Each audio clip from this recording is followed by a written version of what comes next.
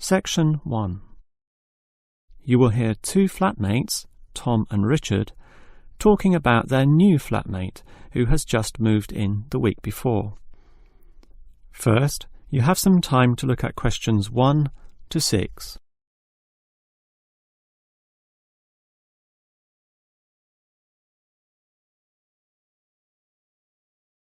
You will see that there is an example that has been done for you. On this occasion only, the conversation relating to this will be played first. Hi, Richard. I'm glad I caught you here. Can I just talk to you about something? Our new flatmate, Anders, is not quite what I had hoped. I was wondering if you shared my concerns about some of his behaviour. The new tenant's name is Anders, so Anders has been written in the space. Now we shall begin. You should answer the questions as you listen, because you will not hear the recording a second time. Now listen carefully and answer questions 1 to 6. Hi, Richard. I'm glad I caught you here. Can I just talk to you about something? Our new flatmate, Anders, is not quite what I had hoped. I was wondering if you shared my concerns about some of his behaviour. Yes, Tom, I know what you mean, but we can't be entirely negative. He has good points. I mean, at least he's quiet. He doesn't play loud music all night or bother others or turn his TV up, disturbing everyone. Sure, he's quiet, but remember our last flatmate? He'd say hi to you and smile and treat everyone politely. In comparison, this new guy is very impolite. He just grunts in reply and sometimes ignores me altogether. I guess that's just his way. You know, just his character. I don't think he realises he's being impolite, and it shouldn't matter to us too much. We can just ignore him too and quietly live our own lives. But his friends are hard to ignore when they visit. I know what you mean, but how often does that happen? I rarely see them, maybe once or twice a month.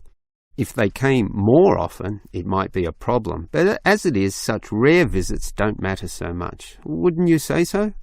Well, I'm not sure, since it's very obvious when they're here because of all the cigarette smoke in the house. It stinks up the place, and you know we don't allow smoking on the premises. Well, I've never seen them doing this. Maybe they do it outside. Perhaps we can talk to Anders about it. Always remember, though, in one respect, he's a good tenant. And it's the most important aspect. The previous flatmate would always pay the rent late. I know what you're going to say. This guy pays promptly. But there's more to being a good tenant than prompt payment. I mean, you need to turn off the TV, clean up your dishes, dress respectably, be polite, and so on. I guess what I'm saying is that basically you need to cooperate with the others, and this new guy fails significantly in this respect. Okay, I suppose you have a point there. Before you hear the rest of the conversation, you have some time to look at questions 7 to 10.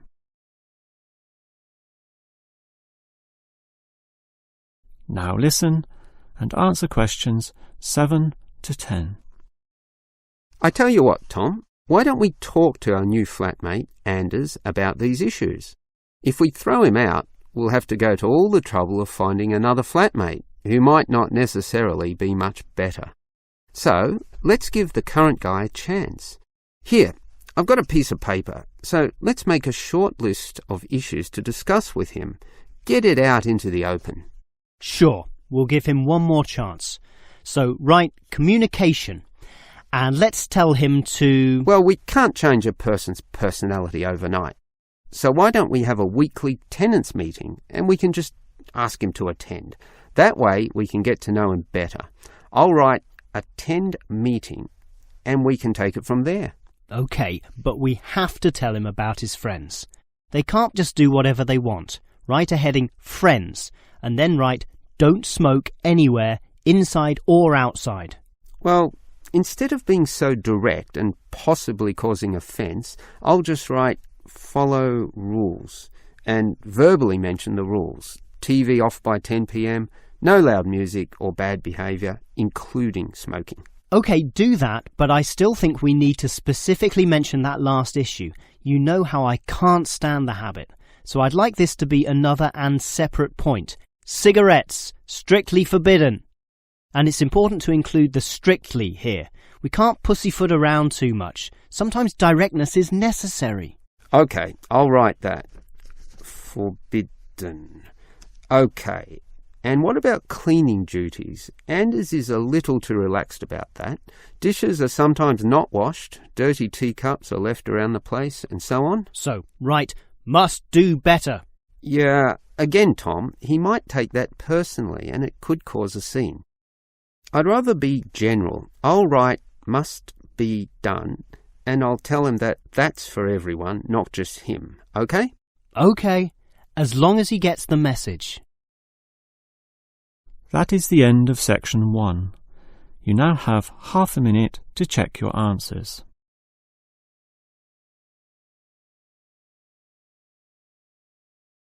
Now turn to section 2.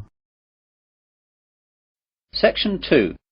You will hear a man giving a guide talk to new students at a university library. First you have some time to look at questions 11 to 16.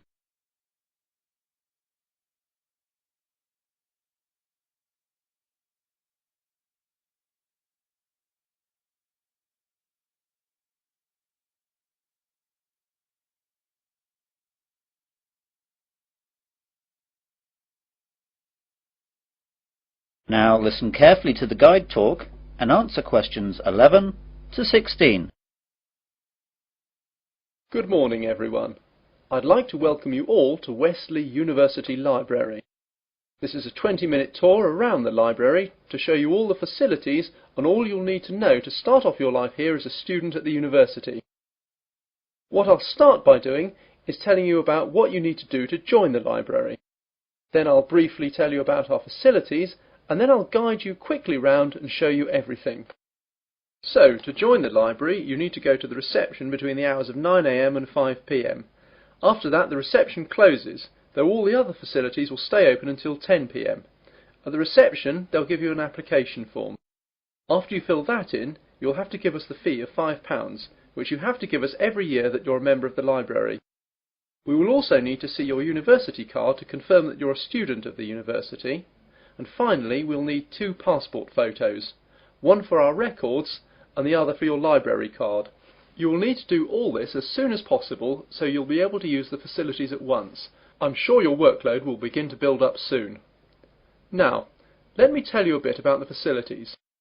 The library opens daily from 8 AM to 10 PM, though, as I told you earlier, the reception operates only between the hours of 9 AM and 5 PM.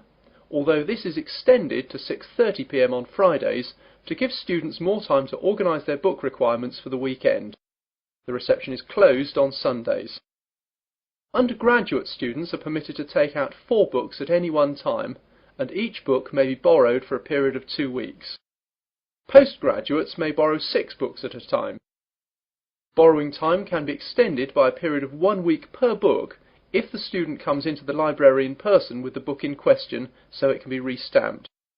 We do not renew book borrowing over the phone. If you are late in returning any book, then you will be charged a fine of £2 for every week that you are late. You won't be able to take out any other books until this fine is paid. This is not a method of earning money for the library, but merely what we have to do to ensure that all students have access to all the books that they will need. You now have some time to look at questions 17 to 20.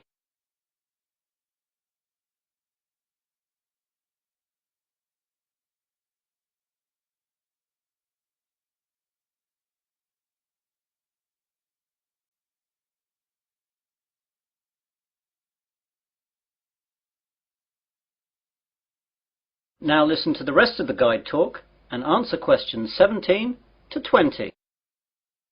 OK then, on to the layout of the library. We're on the ground floor of the library at the moment. Here we have the reception, the computers, which you can use to search for books and their location, and the bathrooms, which are behind the reception. The rest of the ground floor is taken up by the non-lending section of the library. Here we keep all the books which are either too valuable or are used too much to lend out. You can reserve time with these books at reception and use them during any time that the library is open, but, of course, you may not remove them from the library. On the first floor above us we have the arts section, which includes books that students will need for subjects such as languages, literature, art and history. On the second floor is the science section. We'll see these in a minute. Of course, individual departments will usually have their specialist libraries in their buildings, though the computer catalogues here will list them so you know where to find everything, whether it's here or in the specialist libraries. Finally, in the basement we have the stack system, which contains the university collection of magazines and journals that we have collected and to which we subscribe. If there's anything that we do not have or that you can't find, please go to reception and let them know the details. The university operates a swap system with other universities, and we can arrange for volumes that we do not possess to be sent here on a limited loan. Well, those are the basic details about the university library. That is the end of section 2. You'll now have half a minute to check your answers.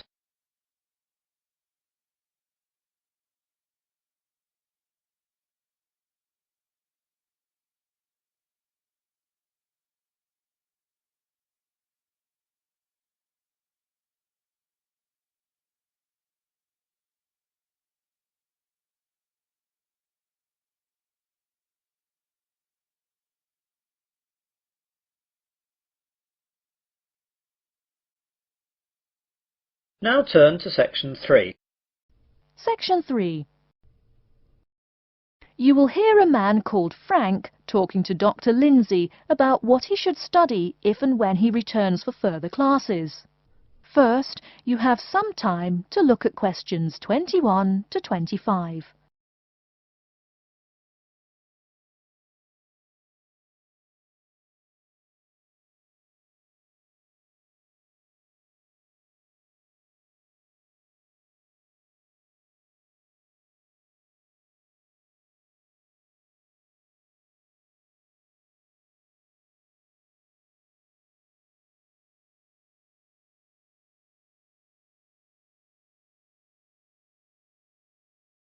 Now listen carefully and answer questions 21 to 25.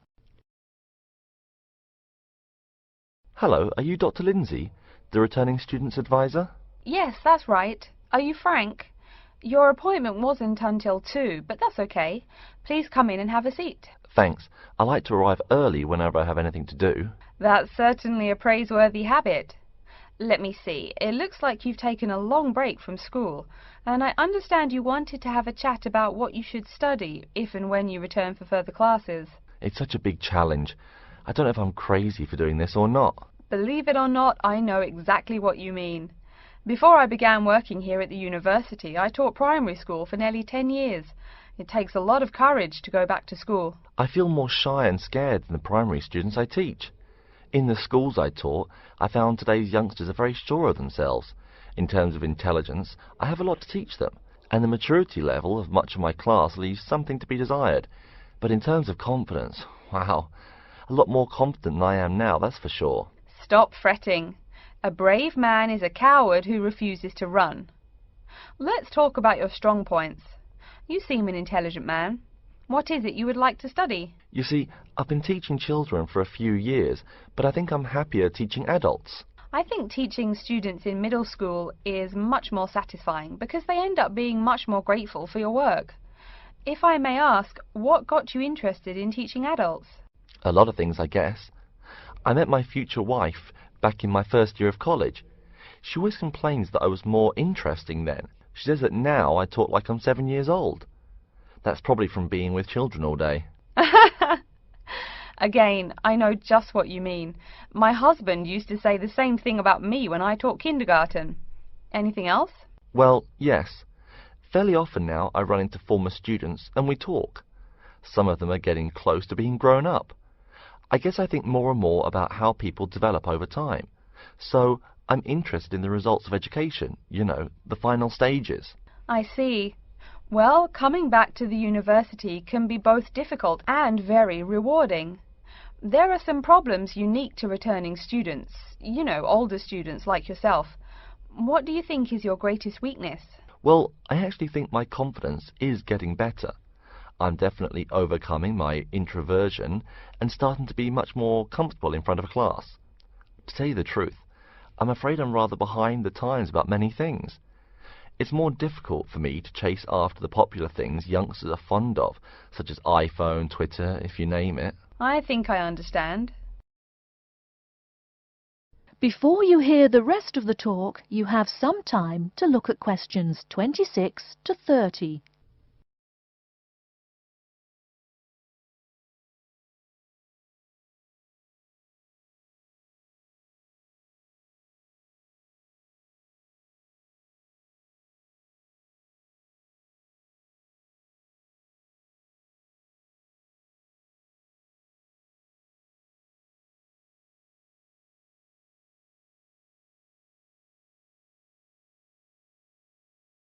Now listen and answer questions 26 to 30.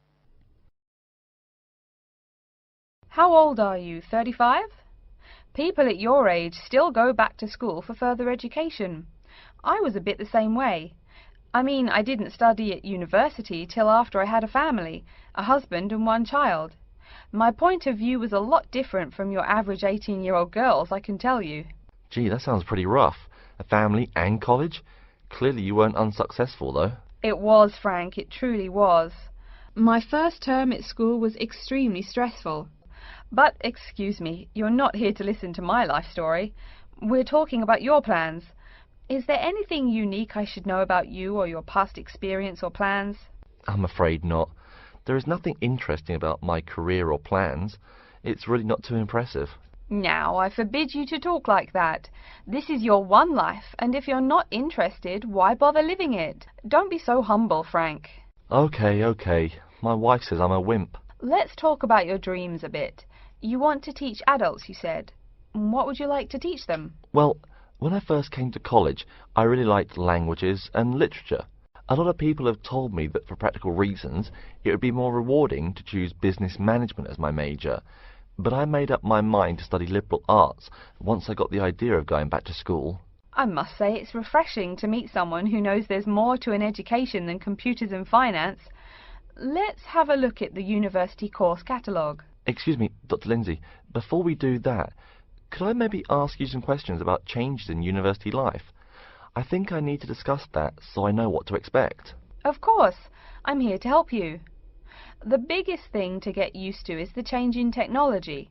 Professors present things on huge screens, many of which are interactive computerized whiteboards. You can write on them still and use them like a touchscreen. They're really handy.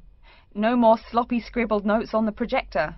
Let's see, I doubt you'll be living in student housing, so I won't go into all the improvements there. Another major change that you'll enjoy is the plethora of resources available for students. As a student, you have 24-hour access to the gym and library privileges that include the use of school computers to scan, copy and print. And of course the media library, which contains movies from all genres and most of the movies listed on AFI's top 100 movies of all time. The dining facilities are also not what they used to be. They offer choices for all diets and you can expect a hot meal any time of day. Wow, things really have changed. I'll be sure to utilize all those great facilities in my time here. Thanks for all your help, Dr. Lindsay. I think that's all the questions I have for now. That is the end of section 3. You now have half a minute to check your answers.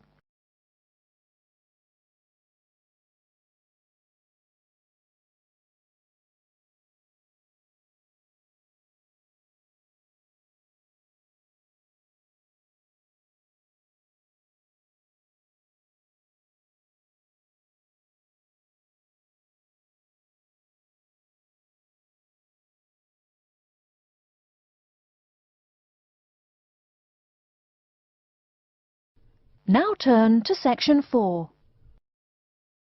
Section 4. You will hear part of an Earth Sciences lecture. First you have some time to look at questions 31 to 40.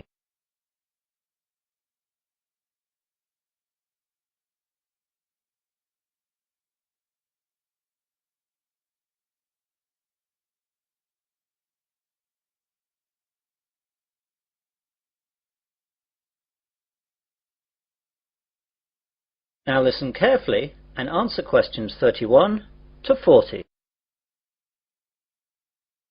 Good afternoon and welcome to this Earth Sciences lecture. Today we're going to look at tidal waves, or more correctly, tsunami. Deep below the ocean's surface, tectonic plates collide, and every once in a while these forces produce an earthquake. The energy of such submarine earthquakes can produce tidal waves which radiate out in all directions from the epicenter of the quake, moving at speeds of up to 500 miles per hour. When these waves reach shore, they can cause enormous destruction and loss of life. Tidal waves are actually misnamed. They are not caused by tides. A more accurate word for them is the Japanese name tsunami, which means harbour wave. They are also sometimes called seismic sea waves, since they can be caused by seismic disturbances such as submarine quakes. However, that name is not really accurate either, since tsunami can also be caused by landslides, volcanic eruptions, nuclear explosions, and even impacts of objects from outer space, such as meteorites, asteroids, and comets. Earthquakes, though, are the largest cause of tsunami. Tectonic plates cover the world's surface, and their movement can be detected anywhere in the world. Some areas of the world are more prone to greater movement, and it is in these places that the largest waves can occur. Large vertical movements of the Earth's crust occur at plate boundaries, which are known as faults. The Pacific Ocean's denser oceanic plates are often known to slip under continental plates in a process known as subduction. And subduction earthquakes are the most effective in generating tsunamis. A tsunami can be generated by any disturbance that displaces a large water mass from its equilibrium position. In the case of earthquake-generated tsunamis, the water column is disturbed by the uplift or subsidence of the sea floor. Submarine landslides, which often accompany large earthquakes, as well as collapses of volcanic edifices, can also disturb the overlying water column as sediment and rocks slump down, and are redistributed across the sea floor. Violent submarine volcanic eruptions can create an impulsive force that uplifts the water column and generates a tsunami. Conversely, supermarine landslides and cosmic body impacts disturb the water from above as momentum from falling debris is transferred to the water into which the debris falls. Generally speaking, tsunamis generated from these mechanisms, unlike the devastating Pacific-wide tsunamis caused by earthquakes, dissipate quickly and rarely affect coastlines distant from the source area. Tsunamis are very hard to detect, since they cannot be seen when they are in the deep ocean. The distance between two wave crests can be 500 kilometers, and because of this, the wave height is only a few feet. Because the rate at which a wave loses its energy is inversely related to its wavelength. Tsunamis not only propagate at high speeds, they can also travel great transoceanic distances with limited energy losses. As the tsunami reaches shallow water, however, its speed decreases, but the energy it contains remains about the same. Instead of travelling fast, the wave rises high. The National Oceanic and Atmospheric Administration has set up a seismic detection system to monitor earthquakes and predict the possible arrival of tidal waves for Pacific countries. Buoys at sea can also detect water pressure changes that can indicate tsunamis moving through the ocean. But when tsunamis originate near the shore, there is often little chance to warn people. Let's look at some examples of tsunami and their causes and effects. Some can be relatively harmless. In 1992, an offshore landslide caused a tidal wave of only about 3 feet high that struck at low tide, so Humboldt County, where it hit, got off easy with no casualties. On January 13th in 1992, A Pacific Ocean earthquake off the coast of San Salvador, registering 7.6 on the Richter scale, did not cause any ocean disturbance at all. However, a recent tidal wave which struck Papua New Guinea on July 17, 1998, was 23 feet high and killed at least 1,200 people. This wave was caused by a magnitude 7.1 submarine earthquake. On July 17, 1998, a Papua New Guinea tsunami killed roughly 3,000 people. A huge underwater volcanic eruption 15 miles offshore was followed within 10 minutes by a wave some 40 feet tall. The villages of Arop and Warapu were destroyed. One of the worst tsunami disasters engulfed whole villages along Sanriku, Japan, in 1896. An underwater earthquake induced a wave of 35 feet, drowning some 26,000 people. Finally, about 8,000 years ago, a massive undersea landslide off the coast of Norway sent a 30-foot wall of water barreling into the uninhabited north coast of Europe. If this were to recur today, as scientists say it could, almost anywhere in the world it would cost billions, if not tens of billions of dollars, to repair the damage to coastal cities and kill tens of thousands of people. That is the end of section 4. You will now have half a minute to check your answers.